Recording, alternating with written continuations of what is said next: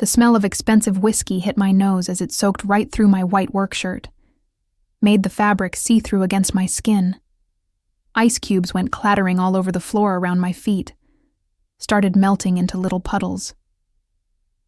Those puddles reflected the dim light bulbs hanging from the brick ceiling of the restaurant. Everything slowed down. Laughter exploded from table 7. 4 guys in fancy suits. Their expensive watches were shining as they raised their glasses like they were celebrating something. I just stood there frozen. The embarrassment burned hotter than the alcohol soaking through my clothes. One of them sneered at me. "Looks like you could use a drink, sweetheart. Some finance guy with way too much money and 0 manners." His friends were howling with laughter. Everyone in the upscale Italian restaurant was staring now. I blinked back tears. Felt so exposed with the wet fabric sticking to my body. 6 months at this job, half a year of working double shifts. Sore feet every single night, memorizing which wines go with which food. Dealing with customers who thought a good tip meant they could touch me however they wanted. "I'm so sorry." The words just came out of my mouth automatically, before I could even stop myself. That's what they'd done to me. Made me apologize for their cruelty. My hands were shaking as I bent down to pick up the broken glass. The sharp edges could have cut my fingers any second. The whole restaurant went quiet except for some uncomfortable whispers, and those jerks at table 7 still laughing. Ryan Martinez, the floor manager, showed up next to me. His voice was low. "Go clean yourself up. I'll handle this." I nodded without saying anything.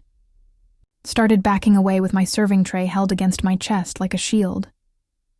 As I walked toward the staff bathroom, I caught something out of the corner of my eye. Someone watching from the dark booth way in the back corner. I'd noticed him earlier, obviously. The kind of guy who gets attention without even trying. Dark suit that fit his broad shoulders perfectly. No tie, just the top button of his white shirt undone. Showed a little bit of tan skin. He sat alone. Single glass of amber liquid sitting untouched in front of him. Just watching the room with this casual intensity. What really got me were his eyes. Dark and calculating under perfectly shaped eyebrows. They hadn't left me all evening. Following me as I moved between tables. Making me fumble water pitchers. Almost drop a tray of appetizers. There was something predatory in that stare. Something that made my skin tingle with awareness. Now those eyes were locked on table 7. His face was unreadable in the dim light.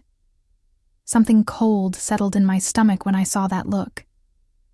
Not fear exactly. Something deeper, more instinctive, like spotting a wolf in the forest and knowing you've already been seen. In the tiny staff bathroom, I dabbed at my shirt with paper towels. The fabric kept sticking to my skin in embarrassing ways. My reflection stared back at me. Pale face all flushed with humiliation, blonde hair falling out of its practical bun. Blue eyes rimmed with tears I wouldn't let fall.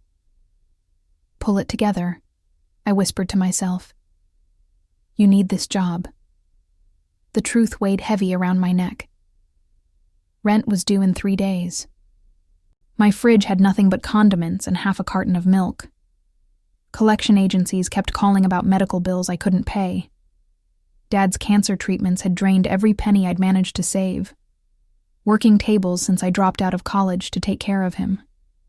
Now he was gone.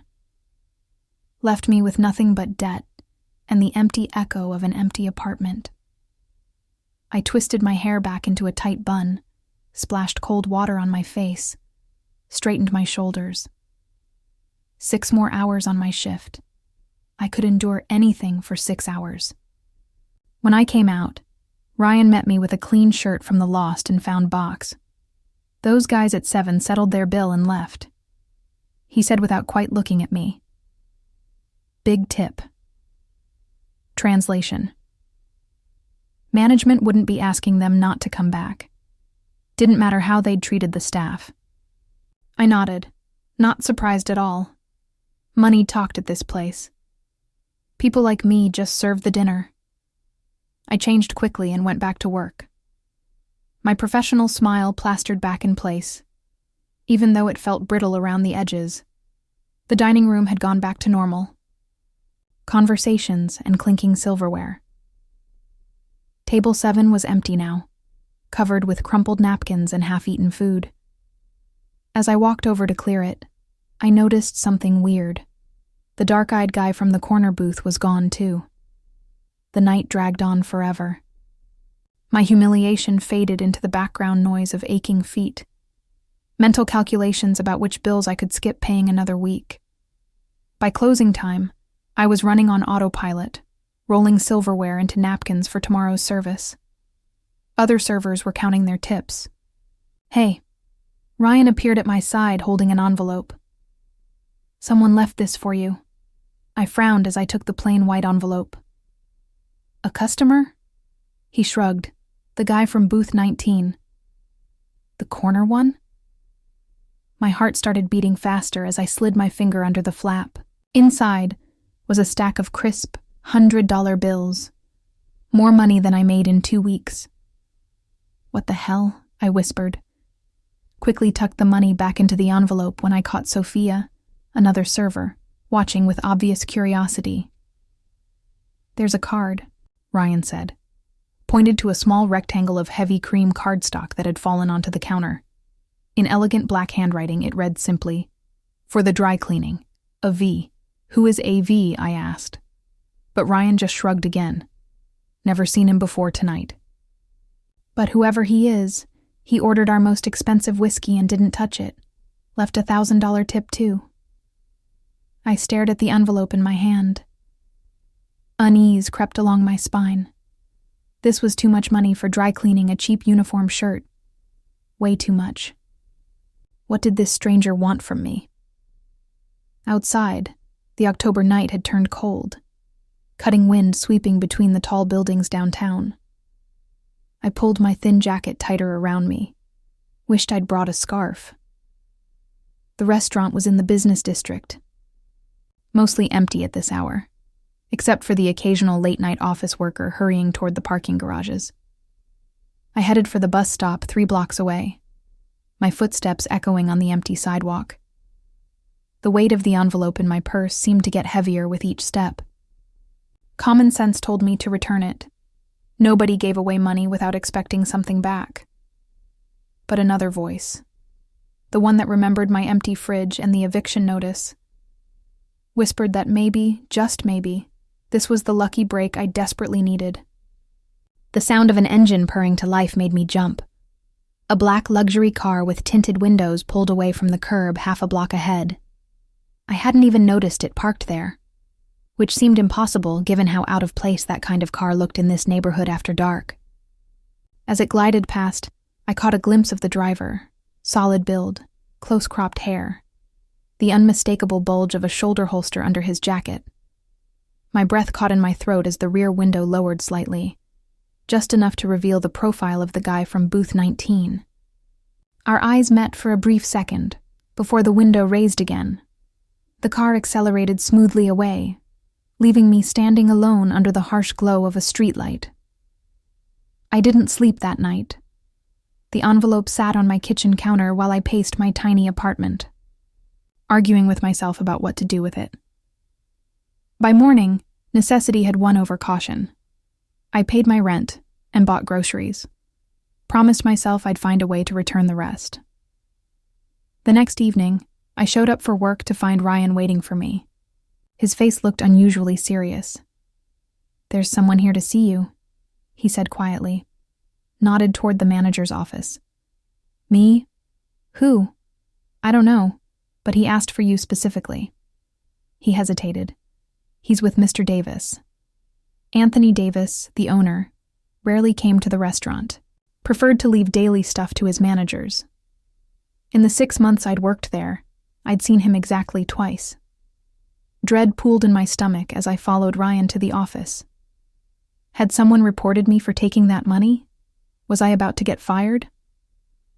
When Ryan opened the door, I froze in the doorway. Anthony Davis stood behind his desk. His normally confident attitude seemed subdued, but it was the other person in the room that grabbed my attention. The guy from booth 19, now standing at the window looking out over the restaurant floor. He turned as I entered. In the bright overhead light, I could finally see him clearly. Younger than I'd first thought. Maybe early 30s. Olive-toned skin, features that belonged on an Italian painting, strong jaw, straight nose, full lips pressed into a serious line. His dark hair was styled perfectly, not a single strand out of place, but it was still those eyes that dominated everything. Deep brown, almost black, framed by thick lashes that should have softened them, but somehow only made them more intense. "Miss Walker," he said, my name rolling off his tongue with the slightest hint of an accent. "Thank you for joining us."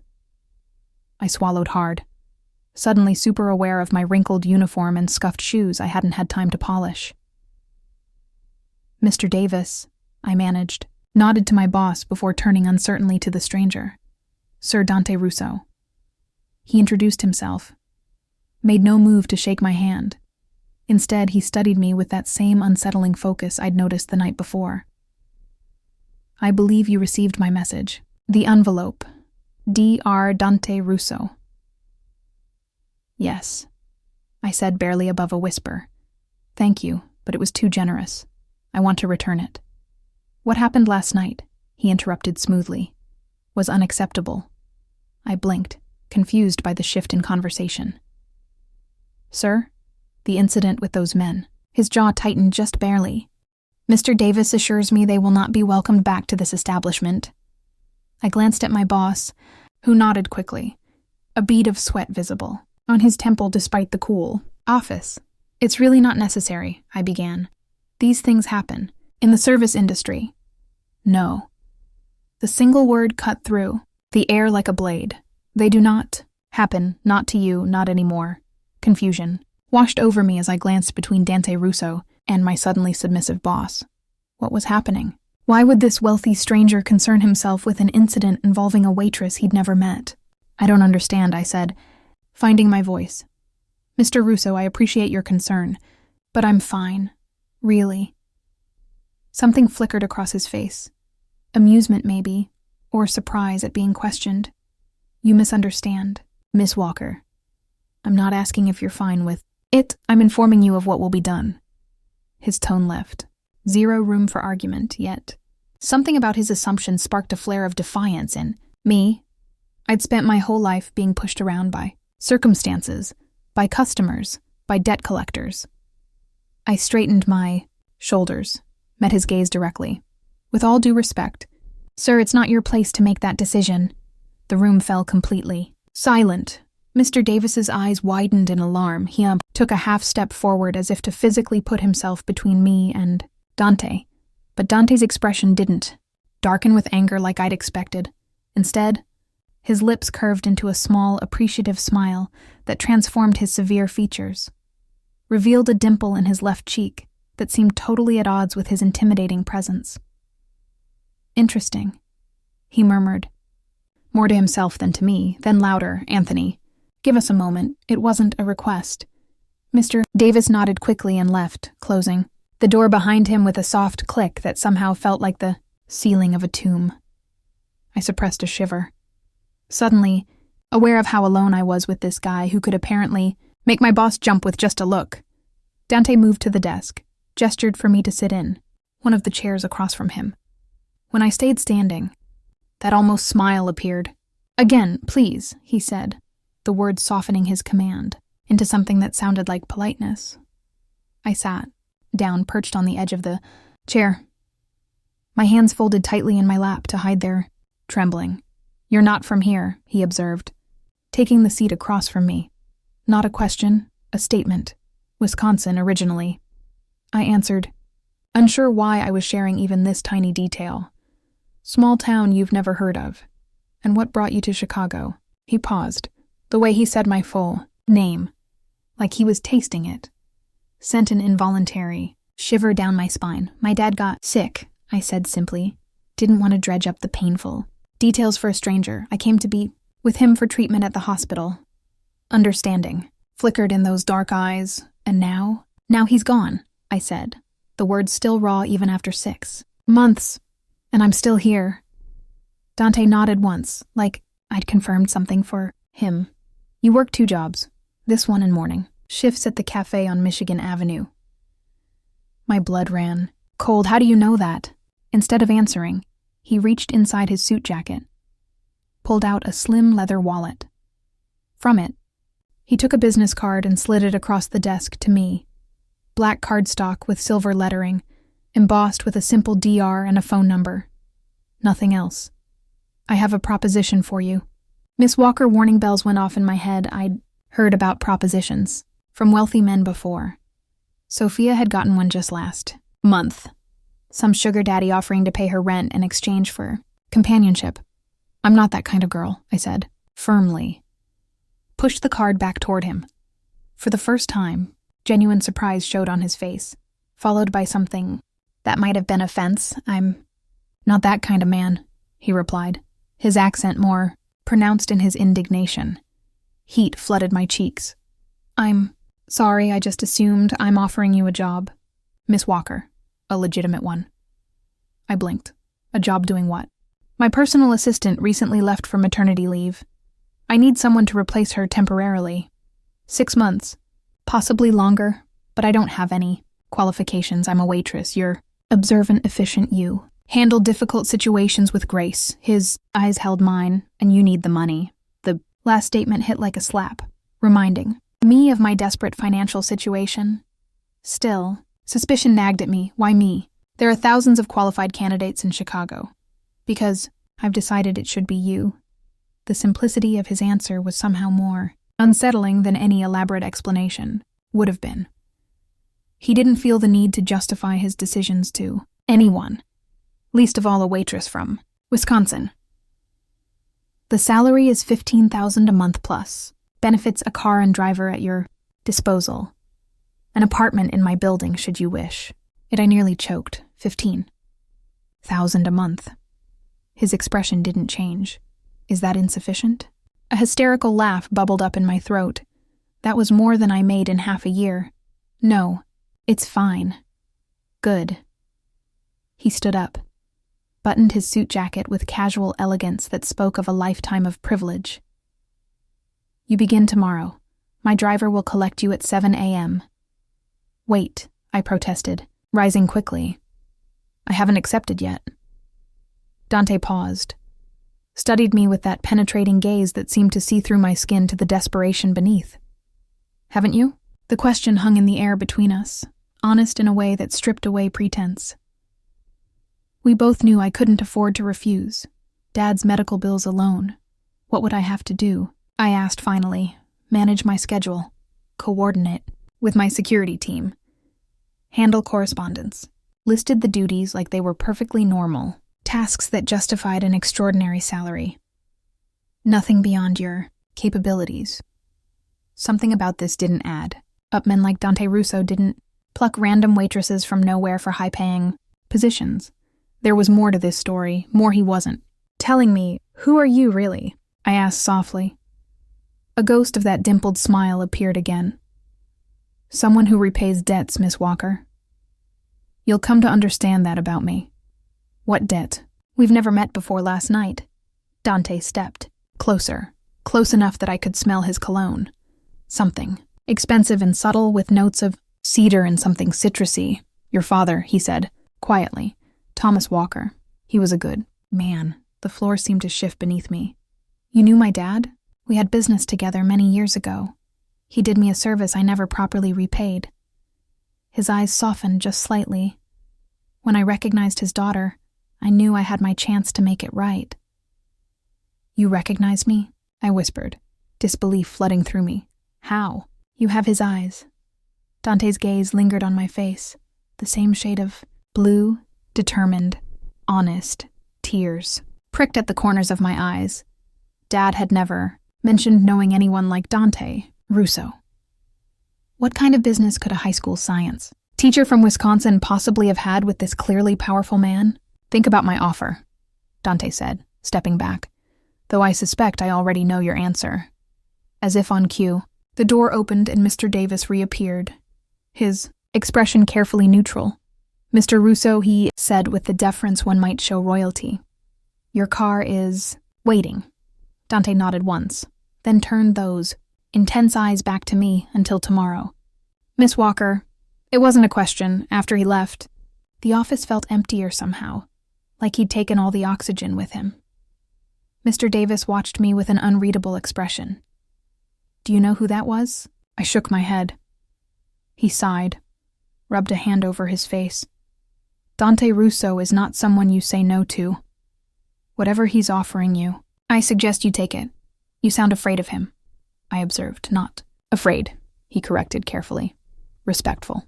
His family has influence in this city, the kind that doesn't make the newspapers." A chill ran down my spine as understanding dawned. The expensive suit, the driver with the shoulder holster, the way my boss had practically bowed to him. "He's connected," said, the euphemism hanging between us to organized crime. Mr. Davis winced at the blunt words. "Old Italian families prefer business interests, but yes, the Russos have been a force in Chicago since Prohibition. Dante is, well, let's just say he's important." My head spun with this new information. I'd been offered a job by a guy who was apparently some kind of crime boss, a guy who claimed to have known my straight-laced, law-abiding father. None of it made sense. "Take the night off," Mr. Davis said. Patted my shoulder awkwardly. "You have a lot to consider." I nodded numbly and gathered my things from the staff room. Ignored the curious glances from my coworkers. Outside, the night air had turned biting, a preview of the brutal Chicago winter to come. As I walked to the bus stop, my mind raced.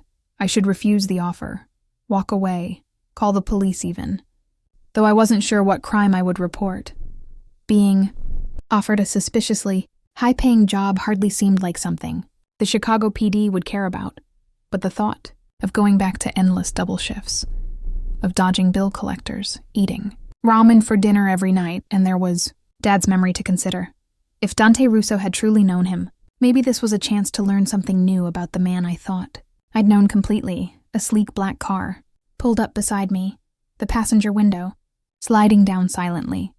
The driver, the same broad-shouldered guy I'd glimpsed last night, looked at me with an oddly gentle expression. "Miss Walker," he said, his voice surprisingly gentle for someone so intimidating. "Mr. Russo thought you might appreciate a ride home." I hesitated, eyed the luxury vehicle suspiciously. "I'm fine with the bus.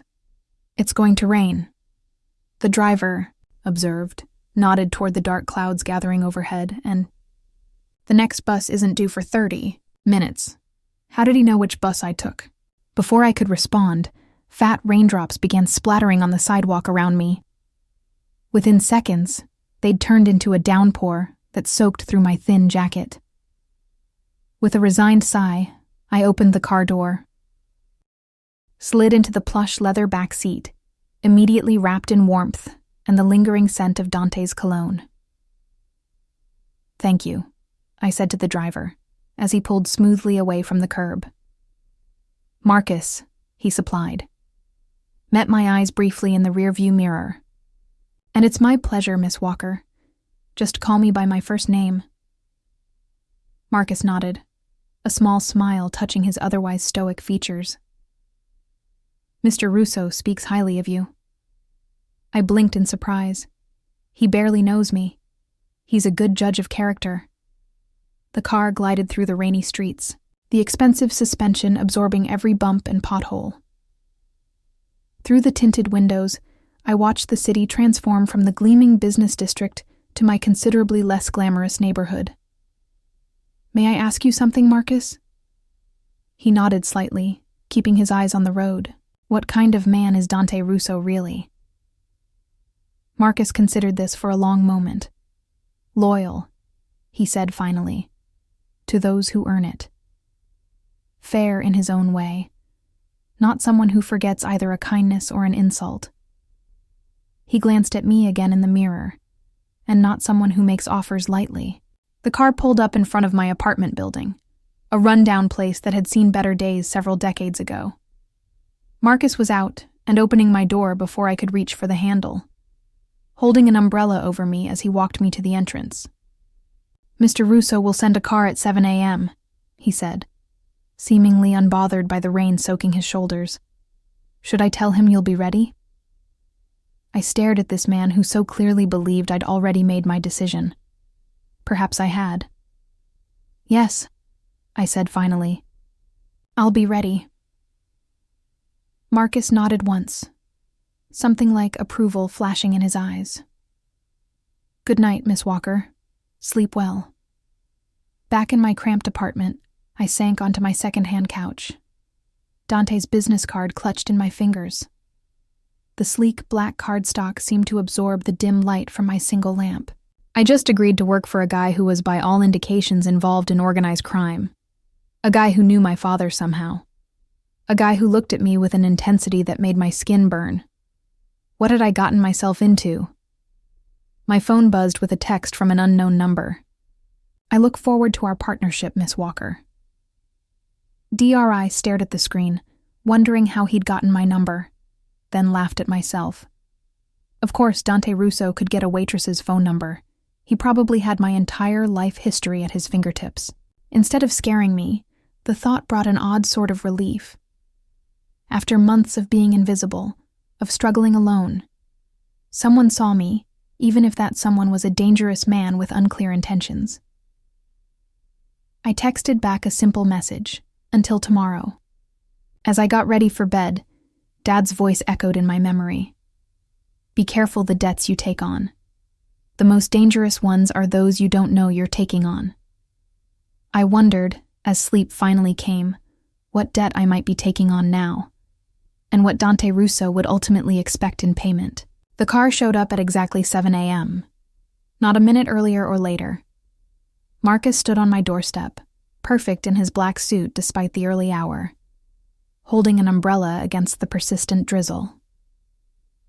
"Good morning, Miss Walker," he greeted me, his expression professionally neutral as he took in my appearance.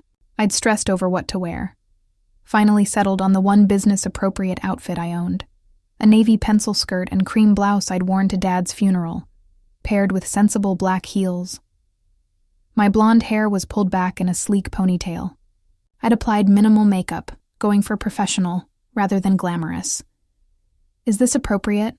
I asked hesitantly, as Marcus opened the car door for me. A ghost of a smile touched his lips. "Mr. Russo appreciates punctuality and preparedness. You've demonstrated both." Not quite an answer. But I slid into the back seat anyway, clutching my worn leather purse like a lifeline. We drove north, away from my neighborhood and toward the gleaming high-rises of the Gold Coast. The rain-slicked streets reflected the early morning light, the city transforming from gritty to glamorous with each passing block. "May I ask where we're going?" I ventured after several minutes of silence. "Russo Tower." Marcus replied. "Mr. Russo maintains offices on the top floor and a residence on the penthouse level." I'd seen the building from far away, an elegant tower of glass and steel overlooking Lake Michigan, its top floors often hidden in clouds on stormy days, the kind of place where apartments started in the millions, and the lobby probably had fresh flowers every day. "And that's where I'll be working, in his office, primarily," Marcus confirmed. "Turning onto Michigan Avenue. Though your position may require travel at times. Travel." I'd never been farther from home than Chicago, had never even owned a passport. The idea was both terrifying and exciting. We pulled into an underground parking garage beneath the tower, bypassing the public entrance for a private elevator that required Marcus's fingerprint and a keycard to access. As the doors closed silently behind us, I caught my reflection in the mirrored walls. Pale face, wide eyes, the picture of uncertainty. "Mr. Russo can be intense," Marcus said suddenly, his eyes meeting mine in our reflections. "But he is fair. Remember that." Before I could respond, The elevator doors opened directly into a reception area that looked like something from a magazine. Super high ceilings, marble floors, floor-to-ceiling windows overlooking the lake. A stunning woman with coffee-colored skin and a sleek bob sat behind a curved desk, typing rapidly on a slim keyboard. "Good morning, Marcus," she greeted, her British accent crisp and professional. "This must be Miss Walker. Call me by my first name," I corrected automatically. Extended my hand. "Nice to meet you. Zara," she supplied, her handshake firm. "Head of Security Operations for Mr. Russo. I've been looking forward to meeting you. Head of Security." She looked more like a fashion executive, her tailored suit and statement earrings radiating understated wealth. "Mr. Russo is waiting in his office," Zara continued, rising from her desk. "I'll take you to him." We walked down a hallway lined with what appeared to be original artwork. Pieces I vaguely recognized from my single art history class in college. Famous paintings displayed without fuss, as casually as most people might hang family photos. At the end of the hall, Zara stopped before a set of double doors, knocked once before pushing them open. "Miss Walker, sir," she announced, then stepped back to let me enter. Dante's office was a testament to power disguised as minimalism. Huge windows showcased a panoramic view of Lake Michigan, still gray today under the cloudy sky. A massive desk of dark wood dominated one end, while a seating area with low leather couches took up the other. The walls held only 3 items: a large abstract painting in shades of red and gold, a vintage map of Chicago, and an antique sword mounted in a glass case. Dante himself stood by the windows, his back to me, a phone pressed to his ear. He wore another perfectly tailored suit, this one charcoal gray, his posture radiating controlled energy even in stillness. He spoke in Italian, the language flowing melodically. He ended the call and turned, those intense eyes finding mine immediately. "Miss Walker," he said, tucked the phone into his pocket as he crossed the room toward me. "Right on time." "I'm punctual to a fault," I replied, fighting the urge to fidget under his scrutiny. That hint of a smile touched his lips again. "A valuable quality." He gestured to the seating area. "Please sit. Would you like coffee or tea?" "Coffee, please." "Black." He nodded approvingly, pressed a button on his desk. Within moments, a young man appeared with a tray, coffee pot and 2 porcelain cups, so delicate they looked like they might shatter in my clumsy hands. As the coffee was poured, Dante settled into the chair across from me, his movements fluid and precise. "I trust Marcus saw to your comfort this morning." "Yes. Thank you for sending the car. It's yours now," he said casually, lifted his cup to his lips. "Marcus will be your primary driver, though others are available as needed." I nearly choked on my coffee. "Mine? I can't accept that." "It's a company car," he interrupted smoothly. "Standard for employees at your level. Nothing more." My level. As if I'd earned this position through merit rather than being randomly picked from a restaurant floor. "About that," I said, setting my cup down carefully. "I still don't understand what exactly you expect me to do. I have no experience as a personal assistant. Your responsibilities will be straightforward initially," Dante replied. "Managing my calendar, coordinating with my team, handling personal matters that require discretion." He studied me over the rim of his cup. "You're an intelligent woman, Miss Walker. You'll learn quickly." The compliment delivered so matter-of-factly caught me off guard. "Thank you," I murmured. "But I still don't understand why me." "What you said about my father will be explained in due time," he finished, his tone making it clear the subject was closed for now. "Today Zara will familiarize you with our security protocols and systems. Tomorrow we begin in earnest." I wanted to press him, to demand answers about Dad, but something in his expression warned against it. Instead, I nodded, taking another sip of what was possibly the best coffee I'd ever tasted. "There is one more matter," Dante said, reached into his jacket to pull out an envelope. Your advance. He slid it across the coffee table toward me.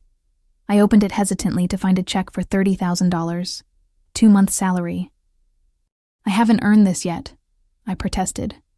Consider it a signing bonus to settle any outstanding matters. Dad's medical bills. Of course he would know about those. I've taken the liberty of having your things moved to an apartment in this building. He continued like he hadn't just handed me a small fortune. The 27th floor. It seemed prudent, given your new position, to have you close at hand. Anger flared suddenly in my chest. You had no right to make that decision for me. For the first time, I saw surprise register on his face. Quickly masked. You prefer your current accommodations? That's not the point, I said, heat rising to my cheeks. You can't just rearrange my life without asking. I'm your employee, not your possession. Something dangerous flickered in his eyes. Not anger exactly, but a coldness that made my skin prickle with warning. In my experience, Miss Walker, people generally appreciate having their problems solved, not when it makes them feel powerless, I countered, meeting his gaze despite my rapidly beating heart. Not when it comes with strings attached that haven't been made clear. Dante leaned forward slightly. The movement subtle but somehow threatening in its intensity. Let me be clear then. I'm offering you a chance to start fresh. To leave behind the debt and struggle. To honor your father's memory by accepting help he would have wanted you to have. His voice dropped lower. The only string, as you put it, is your loyalty while in my employ. A heavy silence fell between us, weighted with unspoken implications. I sensed I was at a crossroads, that whatever I decided in this moment would forever change the course of my life. My father was an honest man, I said finally, my voice barely above a whisper. Whatever he did for you, it wasn't illegal. He wouldn't have crossed that line. Dante's expression softened just slightly. Your father saved my life, Miss Walker, at considerable risk to his own. That's a debt that can't be repaid with mere money. My breath caught. What? How? Before he could answer, a sharp knock interrupted us. Zara appeared in the doorway, her expression apologetic. I'm sorry to interrupt, sir, but the situation requires your immediate attention. Dante's face hardened instantly, all traces of our personal conversation vanishing behind a mask of cool authority. Of course. He rose smoothly to his feet. Miss Carey will show you to your office and begin your orientation. We'll continue our discussion later. Just like that, I was dismissed, left with more questions than answers, and a check that could change my life if I was willing to accept it. Zara led me to a smaller but still elegant office next to Dante's. This will be your workspace, she explained. Gestured to the sleek desk equipped with the latest technology. The door to your right connects directly to Mr. Russo's office for convenience and privacy, I observed, noting the lack of windows in the connecting wall.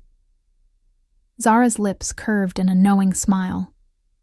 Mr. Russo values discretion above all. She settled into a chair across from my desk. Now, let's discuss security protocols.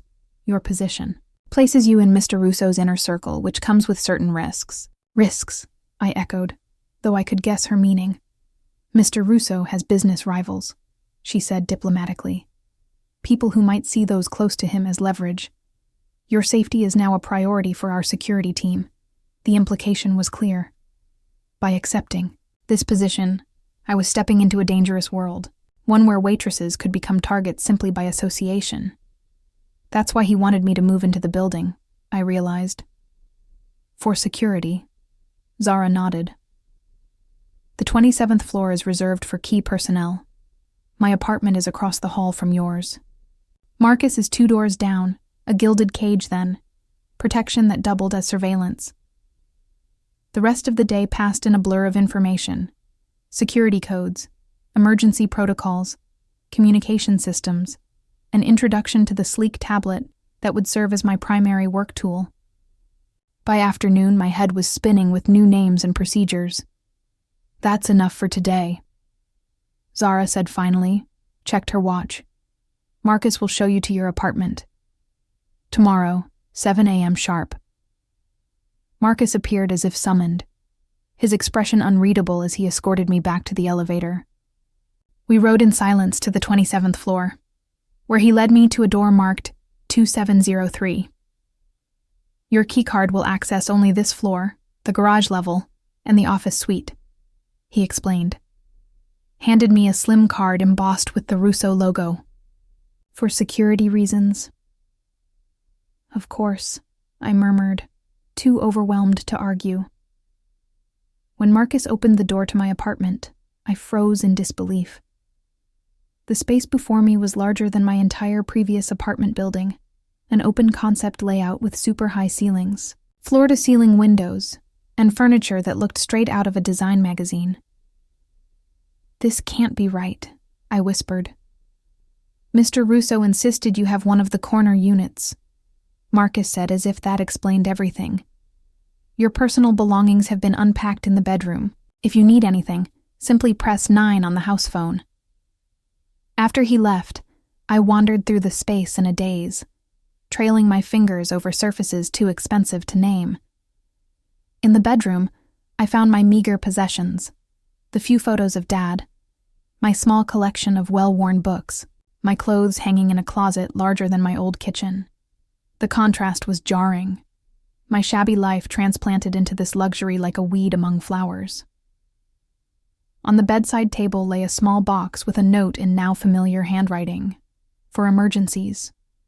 DR inside was a sleek smartphone already activated and programmed with a handful of contacts: Dante, Zara, Marcus, and something simply labeled security. As I sat on the edge of the absurdly comfortable bed, the events of the past 24 hours crashed over me like a wave.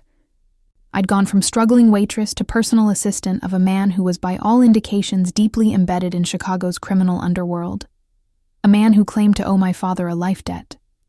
A man whose dark eyes followed me with an intensity that bordered on possessive. My phone. My old phone. Buzzed with a text from Sophia. "Where are you? The manager says you quit." I stared at the message, unsure how to respond. How could I explain what had happened when I barely understood it myself? Before I could decide, the new phone chimed with its own message. "I hope the apartment meets your needs. Dinner at my penthouse. 8 p.m. We have much to discuss. DR. Not a request. Not even a question." I glanced at the clock. 6:30 p.m. 90 minutes to prepare for dinner with Dante Russo, a dinner where presumably he would finally explain his connection to my father and what exactly he expected from me in return for his generosity. I showered quickly in the luxurious bathroom, trying not to get distracted by the multiple shower heads and imported products. After wrapping myself in the softest towel I'd ever touched, I faced the closet dilemma. Nothing I owned seemed appropriate for dining with a man like Dante. As if anticipating this problem, a section of the closet held clothes I'd never seen before. Designer pieces with tags still attached, in exactly my size. The presumption should have made me angry, but exhaustion had dulled my indignation to a distant throb. I selected a simple black dress that seemed the least flashy of the options. Paired with low heels, I could actually walk in. After drying my hair and applying minimal makeup, I studied my reflection critically. The woman in the mirror looked like a stranger, someone polished and put together, someone who might belong in Dante Russo's world. But the fear in her blue eyes gave her away. At exactly 7:55, a soft knock announced Marcus's arrival to escort me to the penthouse. As the private elevator went up to the top floor, I took deep breaths to calm my racing heart. "Mr. Russo values honesty," Marcus said suddenly, breaking our usual silence, "even when it's uncomfortable." Before I could ask what he meant, the doors opened onto an entry area more suitable to a mansion than an apartment. Dante stood waiting, having exchanged his business suit for dark trousers and a crisp white shirt open at the collar. The casual elegance of his outfit somehow made him more intimidating, not less. "Miss Walker," he greeted, those dark eyes taking in my appearance with obvious appreciation. "Welcome. Please come in." As I stepped into Dante Russo's private space, I couldn't shake the feeling that I was crossing a threshold from which there would be no return. Dante's penthouse was a study in understated wealth. Super high ceilings, museum-quality art, panoramic views of Chicago's skyline now glittering against the night sky. Yet for all its grandeur, there was an unexpected warmth to the space. Comfortable furniture, books that showed signs of actually being read, a record player softly playing what sounded like vintage Italian opera. "You seem surprised," Dante observed, watching me take in my surroundings. I expected something more. I trailed off, unsure how to finish without sounding judgmental. "Showy?" he supplied, that hint of a smile playing at his lips. "Cold, perhaps?" I nodded, oddly grateful for his perception. "My business requires a certain public image," he said, leading me toward a spacious terrace enclosed in glass. "But in my private spaces, I prefer comfort." A table had been set for two, candles flickering in the gentle breeze from hidden vents. Beyond, the glass walls, the lights of Chicago stretched to the horizon. The city spread beneath us like a carpet of stars. "It's beautiful," I murmured, drawn to the view. "The most beautiful city in America," Dante agreed, his voice softening with genuine affection, though I might be biased. "You were born here?" "Third generation. My grandfather came from Sicily in 1924. He pulled out a chair for me. "Please sit." I took the liberty of ordering dinner. As if on cue, a man in chef's whites appeared with the first course, delicate plates of something that looked too artistic to eat. "I hope you don't mind," Dante continued, taking his seat across from me. "Paolo is my personal chef. He's prepared some family recipes tonight." The chef placed the dishes before us with a flourish. He announced something in Italian, his accent thick but melodious. "Scallops with cauliflower puree and black truffle," Dante translated. "A favorite of mine." I took a small bite and barely held back a moan of pleasure. The scallop melted on my tongue, the flavors complex and harmonious in a way I'd never experienced in the chain restaurants that were my whole culinary education. "It's incredible," I admitted, taking another bite. Dante watched me with obvious satisfaction before sampling his own plate. We ate in surprisingly comfortable silence for a few minutes, the excellence of the food requiring no commentary. As Paolo cleared our plates and poured wine into crystal glasses, I gathered my courage to address the questions that had been burning in my mind all day. "You said my father saved your life," I began, meeting Dante's dark gaze across the candlelight. "I'd like to know how." Something like respect flickered in his eyes, maybe approval of my directness. He took a measured sip of his wine, considering his response. "It was 15 years ago," he said finally. "I was 22, just finishing college. My father sent me to Wisconsin on business. Legitimate business," he added, seeing my expression. "Timber mills. The Russo family has diverse interests, not all of them." He paused. "Controversial." I nodded, encouraging him to continue. "I was driving back to Chicago late one night. January. Terrible weather. My car hit a patch of black ice on a deserted stretch of highway and went off the road." His expression darkened at the memory. "The car rolled several times down an embankment. I was trapped, bleeding, with no cell service. A chill ran through me as I began to see where this story was heading. And my father found you." Dante nodded. "Thomas Walker was driving home from a late night at school. Grading papers," he said. "He spotted the wreckage, climbed down that embankment in a blizzard, and pulled me from the car moments before it caught fire." My throat tightened with emotion. It sounded exactly like something Dad would do, risking his life for a stranger without hesitation. "He took me to his home," Dante continued. "Your home, I suppose. The nearest hospital was 50 miles away, and the roads were impassable. He cleaned my wounds, set my broken arm, watched over me through the night to make sure I didn't slip into shock. I could picture it vividly. Our small house with its perpetually drafty windows, Dad's careful hands tending to this injured young man, his teacher's patience as he monitored vital signs. "You were 17 then," Dante said, his eyes studying my face as if searching for traces of the teenager I'd been. "Away at a debate tournament," your father said. "He showed me your trophies with such pride." Tears pricked at my eyes. Dad had always been my biggest champion. "Why didn't he ever mention you?" I asked. "In all these years?" "He didn't know who I was," Dante replied simply. "I gave him a false name. When my father's men came to collect me the next day, I'm certain Thomas understood something wasn't as it seemed, but he never asked questions. He simply helped a stranger in need, expecting nothing in return." His voice grew softer, a rare quality in this world. The chef returned with our main course, some Italian dish with saffron rice, but I barely noticed the presentation, absorbed in Dante's story. "So you tracked him down later?" I asked once Paolo had retreated again. "I tried," Dante admitted, "but discreetly, from a distance. Your father had a clean life, a good life. I didn't want to complicate it with my presence." The implication hung between us. By then, Dante would have been deeper in his family's business, the kind of connection that could taint Dad's reputation as an upstanding teacher. "So instead you watched from afar," I said softly, understanding dawning. "And when he got sick," Dante's jaw tightened just barely. "I couldn't interfere directly. He was proud, your father. He would have refused help from a stranger, especially one like me." A shadow crossed his features. "But I made sure the best specialists were always available to him, that certain medical bills disappeared." My mind raced back to the mysterious insurance adjustments that had reduced some of Dad's astronomical hospital bills. Adjustments the hospital administrators had never been able to explain properly. "That was you," I whispered. He nodded slightly in acknowledgement. "It was little enough compared to what I owed him. And now you're what? Transferring that debt to me?" I couldn't keep the edge from my voice. "Is that what this job is about? Paying off a debt to a dead man?" Dante's expression hardened. I immediately regretted my harsh tone. But instead of anger, his response held a surprising vulnerability.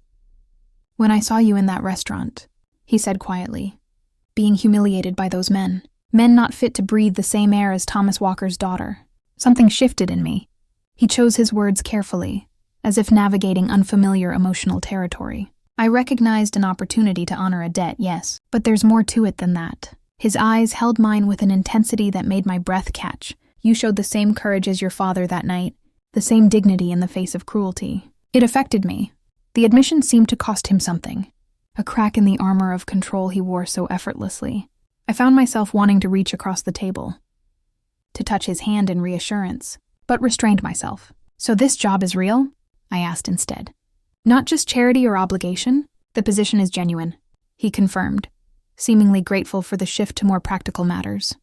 "My previous assistant is indeed on maternity leave. The salary is standard for her position. Your duties will be exactly as I described."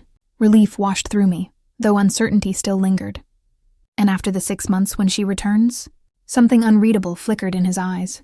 "We'll reassess then. Perhaps you'll find you have a talent for this work. Or perhaps you'll have saved enough to pursue other opportunities. Finish your degree, perhaps." The thought was tempting.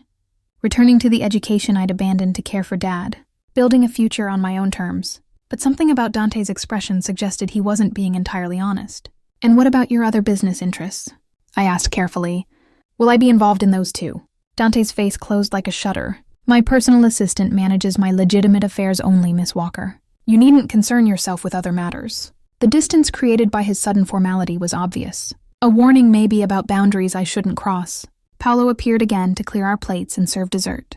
A delicate white custard with fresh berries. As he worked, I noticed how he kept his eyes averted from Dante.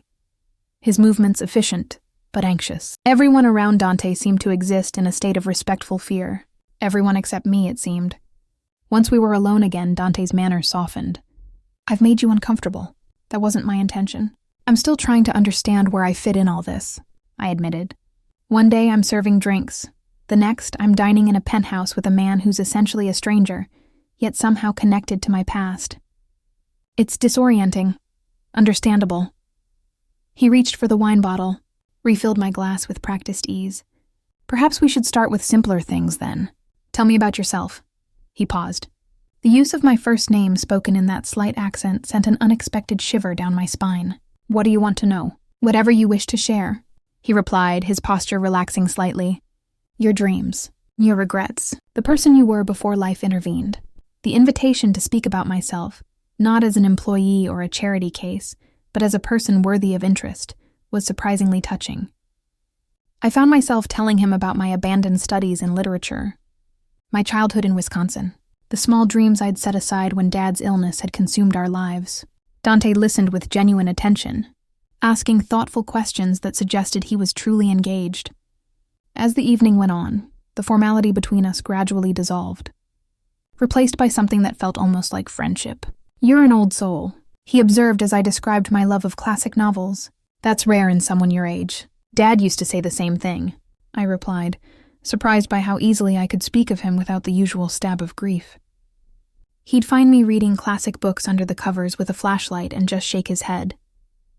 Dante smiled. A real smile this time, not the guarded version I'd seen before. The expression transformed his face, softened the sharp edges of his features, and revealed the handsome young man beneath the intimidating exterior. "What?" I asked, self-conscious under his gaze. "You have his smile," he said softly. "When you truly mean it, it's his." The observation, so personal, so unexpected, brought a flush to my cheeks. "Thank you for telling me that," I whispered. "It's nice to think I carry something of him with me." A comfortable silence fell between us, the city lights twinkling below as we finished our dessert. As Paolo cleared the final dishes and quietly withdrew, leaving a coffee pot on a side table, I realized with surprise that nearly 3 hours had passed. The evening had flown by in a way I hadn't experienced in years. "It's getting late," Dante said, noting my poorly concealed yawn. "You should rest. Tomorrow will be a full day." He walked me to the private elevator, his hand hovering near the small of my back without quite touching me, a gesture both protective and respectful of boundaries. "Thank you for dinner," I said as the elevator doors opened. "And for telling me about my father. Thank you for listening," he replied, his dark eyes studying my face as if memorizing it. "Good night." Back in my new apartment, I kicked off my heels and sank onto the plush sofa, my mind spinning with everything I'd learned. The connection between Dante and my father felt both comforting and concerning. A genuine debt of gratitude, but one that had drawn me into a world I still didn't fully understand. As I got ready for bed, my phone chimed with a text from an unknown number. "Did he tell you how they really met? Ask him about the money." I stared at the cryptic message, a chill running down my spine.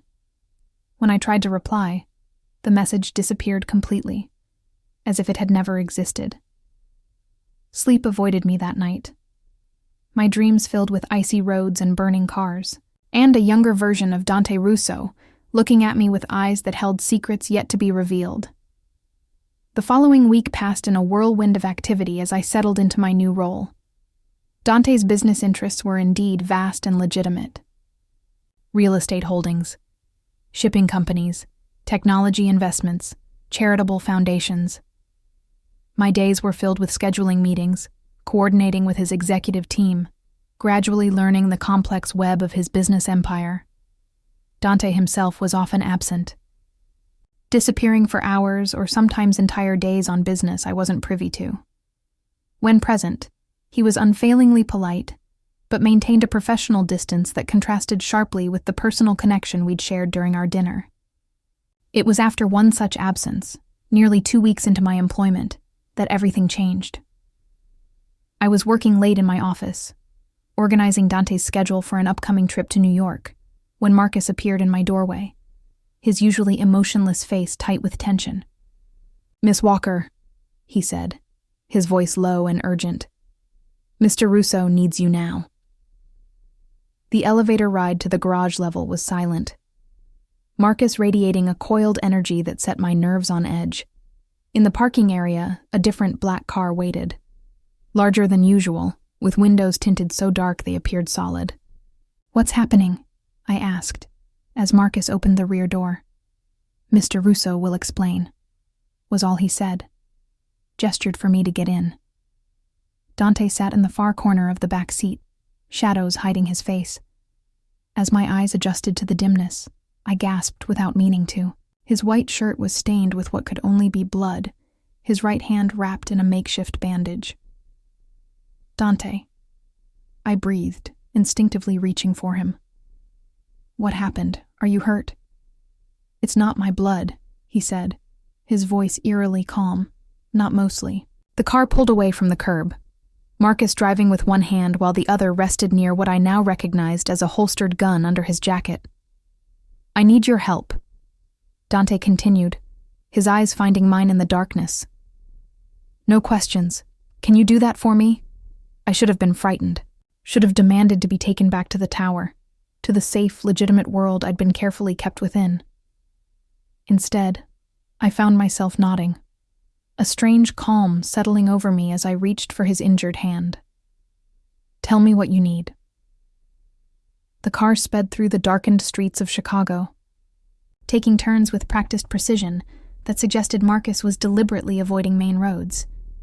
Dante watched me with an intensity that made my skin prickle with awareness. "There's a first aid kit under the seat," he said, his voice controlled despite the obvious pain he was in. I retrieved the surprisingly complete medical kit, gently unwrapped the blood-soaked cloth from his hand. The cut was deep across his palm, still seeping blood despite what appeared to be a hasty attempt to close it. "This needs stitches," I said, examining the wound in the dim light. "We should go to a hospital." "No hospitals," Dante replied firmly. "Not tonight." I looked up at him, questions burning on my tongue, but remembered my promise. No questions. Instead, I focused on cleaning the wound as best I could with the antiseptic wipes from the kit. "Have you done this before?" Dante asked as I worked, watching my hands with curiosity. "Dad coached Little League," I explained, carefully applying pressure to stop the bleeding. "I patched up a lot of scraped knees and split lips over the years." A small smile touched his lips. "He taught you well." I managed to close the wound with butterfly bandages, then wrapped his hand in clean gauze. As I secured the final piece of tape, Dante's fingers curled around mine, holding me in place. "Thank you," he said softly. Our eyes met in the shadowed back seat, and something electric passed between us. A current of understanding, maybe, or something deeper. "The house is secure, sir," Marcus announced, breaking the moment as he pulled the car through a fancy gate that opened automatically at our approach. We had arrived at what appeared to be a large estate on the outskirts of the city, a sprawling mansion set back from the road, surrounded by manicured grounds and a high wall. Security cameras tracked our movement up the winding driveway. "Where are we?" I asked, unable to contain my curiosity any longer. "My family home," Dante replied, straightening his blood-stained shirt as the car came to a stop. "Where I grew up." The front door opened before we reached it, revealing a silver-haired woman in a simple black dress, her face lined with age and worry. Her eyes widened at the sight of Dante's appearance, but she said nothing, simply stepped aside to let us enter. He said something in Italian, kissed the woman's cheek with obvious affection. She nodded, her eyes darting to me with undisguised curiosity. She replied in Italian. "This is Miss Walker," Dante said in English, placing his uninjured hand lightly on the small of my back. "She's with me." Something in the simple phrase carried weight beyond its literal meaning, causing the woman to raise an eyebrow before giving me a slight nod of acknowledgement. "The guest room is prepared," she said to me, her accent thick, but her English clear. "If you'll follow me, she stays with me." Dante interrupted, his tone allowing no argument. The woman's eyes widened slightly, but she merely nodded again. "As you wish. I'll bring fresh clothes." Dante led me through the mansion, a study in old-world luxury with marble floors, antique furniture, and oil paintings of stern-faced men who shared Dante's strong features and penetrating gaze. Ancestral portraits, I realized. Generations of Russos. We entered what appeared to be a study, its walls lined with leather-bound books, its center dominated by a massive desk of carved dark wood. Dante went straight to a cabinet in the corner, poured himself a generous measure of amber liquid before turning to me. "Drink?" I shook my head. "I think I need a clear head right now." He nodded, respecting my decision. Downed his own drink in a single swallow. "You must have questions," he said, setting down the empty glass. You said no questions, I reminded him. A ghost of a smile touched his lips. And you obeyed. Impressive restraint. I'm full of surprises. His expression softened, revealing that rare, genuine smile that transformed his face. Yes, you are. The woman returned with a stack of clothing, placed it on a side table before withdrawing silently. Dante picked up a simple black dress and offered it to me. It was my sister's, he explained. She's about your size. I accepted the garment, suddenly aware of the specks of blood that had transferred to my own clothes while tending to his hand. Where? Can I change? He pointed to a door on the far side of the study. Through there. The adjoining room was a luxurious bathroom with marble fixtures and soft lighting that made even my tired reflection look somewhat presentable. I changed quickly.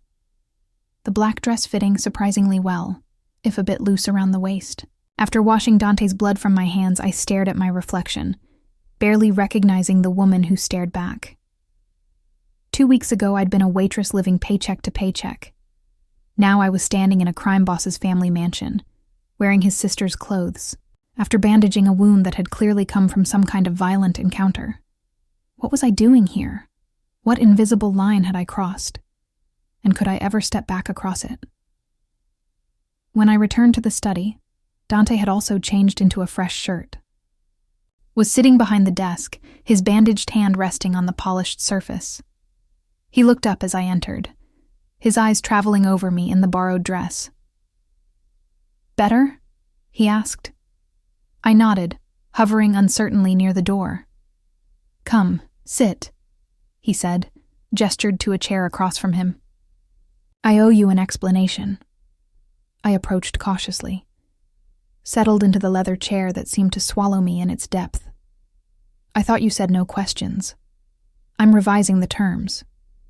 He replied with a hint of dry humor. You've earned answers tonight.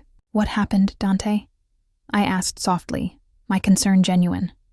Whose blood was that on your shirt? He studied me for a long moment, as if assessing whether I could handle the truth. There are people in this city who would challenge what my family has built, he said finally. People who don't understand the rules of respect, of territory, and one of these people attacked you? His expression darkened. They attacked a business under my protection, a restaurant in Little Italy. The owner has paid for my family's protection for 30 years, never missed a payment, never caused trouble. I thought of the restaurant where I used to work and Mr. Davis's obvious respect for Dante. A protection arrangement. The classic organized crime stereotype made real. They hurt this restaurant owner? I asked, trying to understand. They hurt his daughter, Dante corrected, his voice hardening to steel. 19 years old, home from college for the weekend. They wanted to send a message to me through my business associates. Horror washed through me. Is she? She'll recover, he said grimly, and those responsible have been dealt with. The implication hung heavy in the air between us. I should have been frightened, should have been running for the door. Instead, I found myself asking a different question. How did you cut your hand? A flicker of surprise crossed his features, perhaps at the practical nature of my question rather than moral outrage. Broken glass, he said after a moment. Things got messy. I nodded, absorbing this information with a calmness that should have disturbed me. Why bring me here? Why involve me at all? Dante leaned forward, his dark eyes intense. Because I needed to know, he said simply.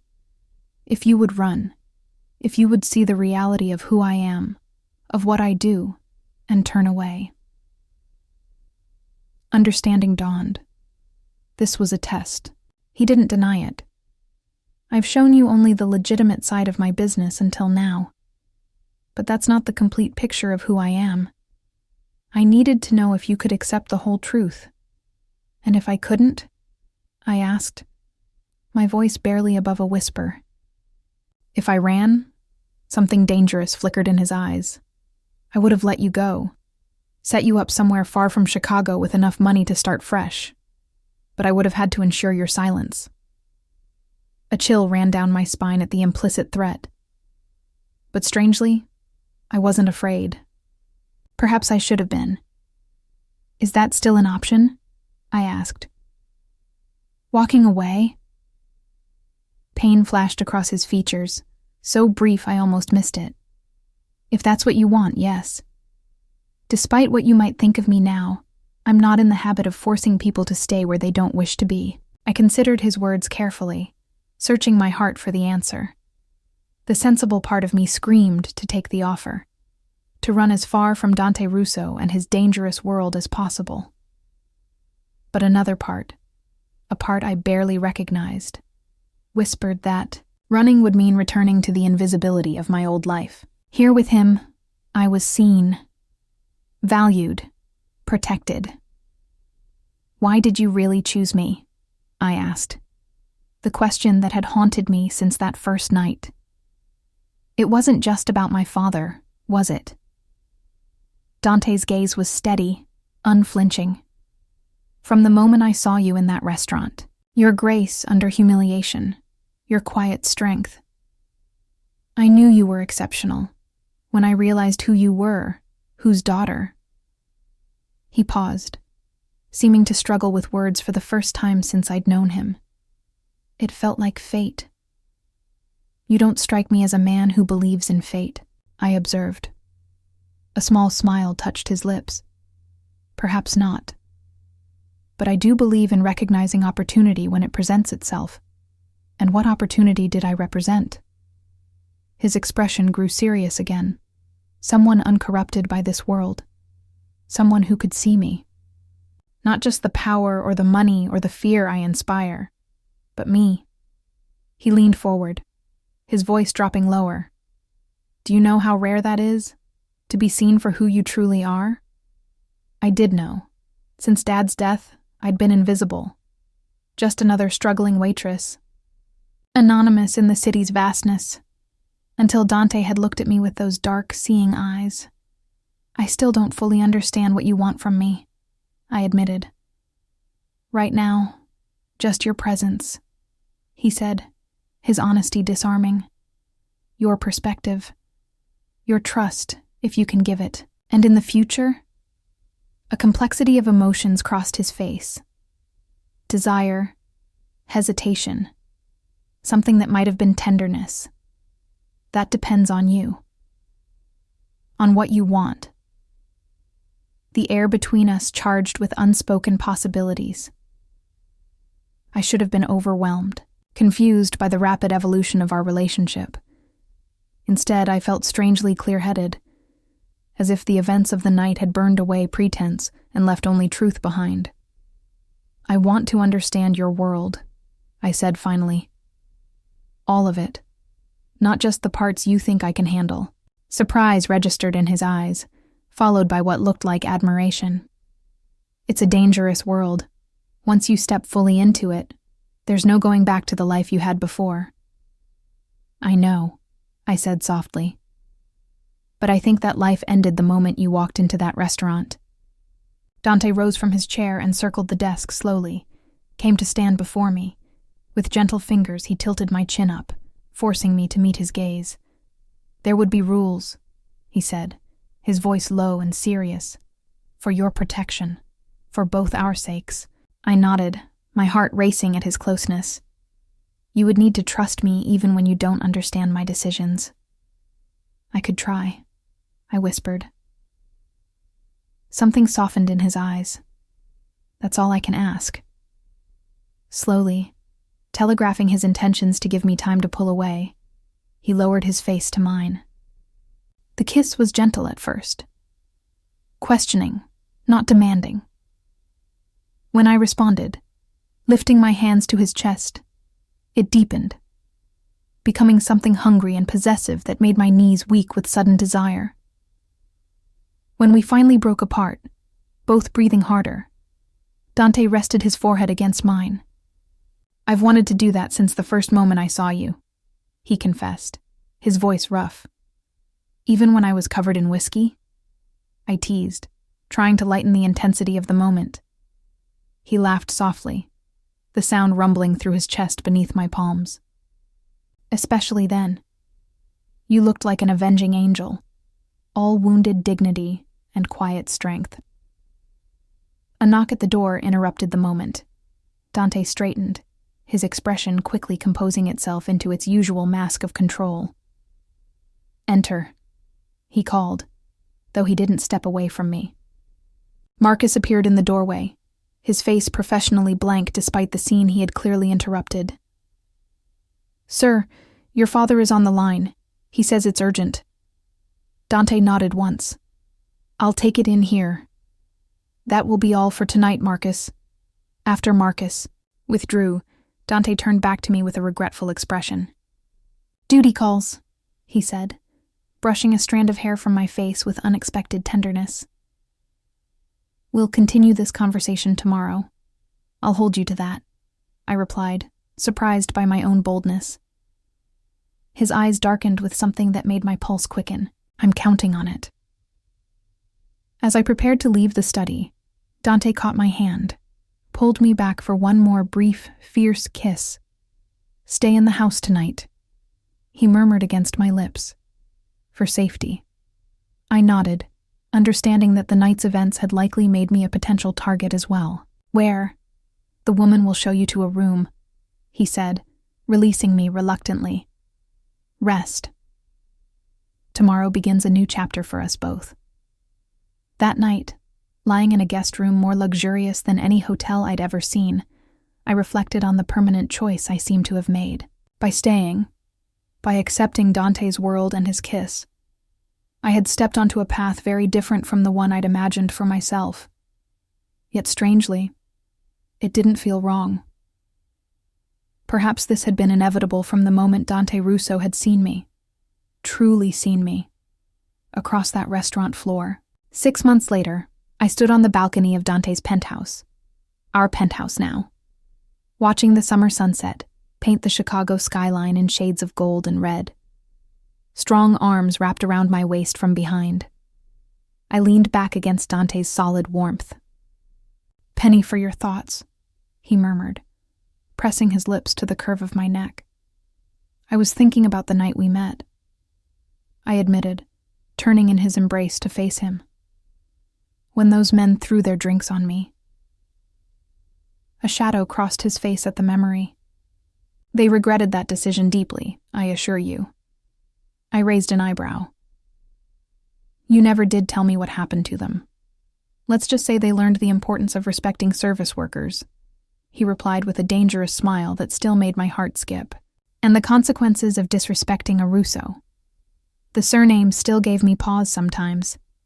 Not because I regretted taking it 3 months ago in a small private ceremony overlooking Lake Michigan, but because of the weight it carried in the city. Wife of Chicago's most powerful man, a position that came with both privilege and danger. "Any regrets?" Dante asked, reading my expression with the uncanny perception that had drawn me to him from the beginning. I considered the question honestly.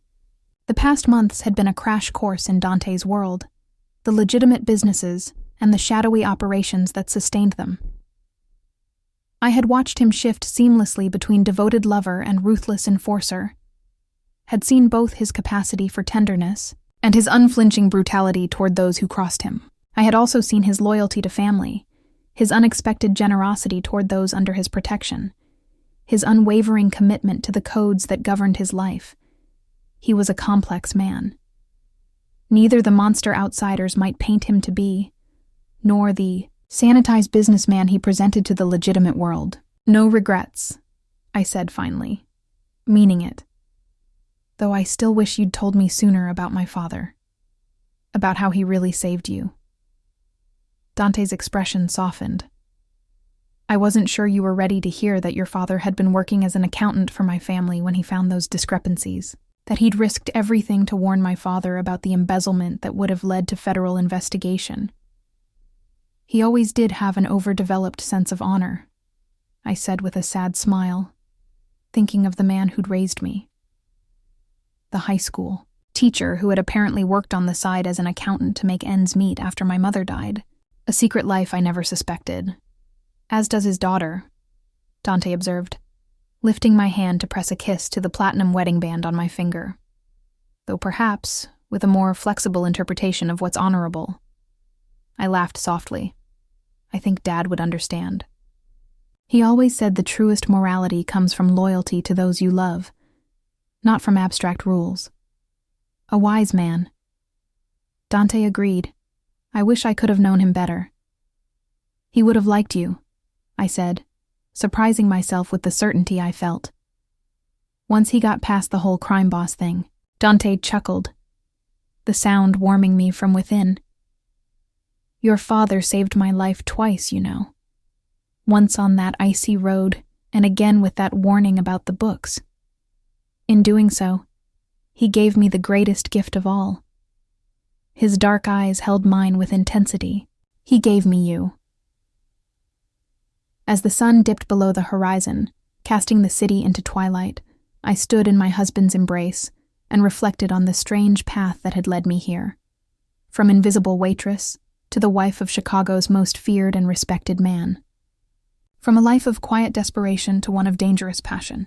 They had thrown whiskey on a waitress to mock her, not knowing she was destined to become a crime boss's wife. Their cruelty had been the catalyst for a transformation none of them could have imagined, least of all me. Dante's lips found, mine in the gathering darkness, his kiss still holding. The power to make me forget everything but the heat. Between us, come inside, he murmured, against my mouth. The night is just beginning as I followed him into our home. I silently thanked whatever twist of fate had brought Dante Russo into that restaurant that night, and whatever courage had allowed me to accept the dangerous, exhilarating life he offered. Some choices appear to trap you, only to reveal themselves as the key to a freedom you never knew existed. In choosing Dante, in choosing this life, I had finally found where I belonged, not as a possession or a trophy, but as an equal partner to a man who saw me for exactly who I was, and wanted me anyway. In the end, perhaps that was the greatest power of all.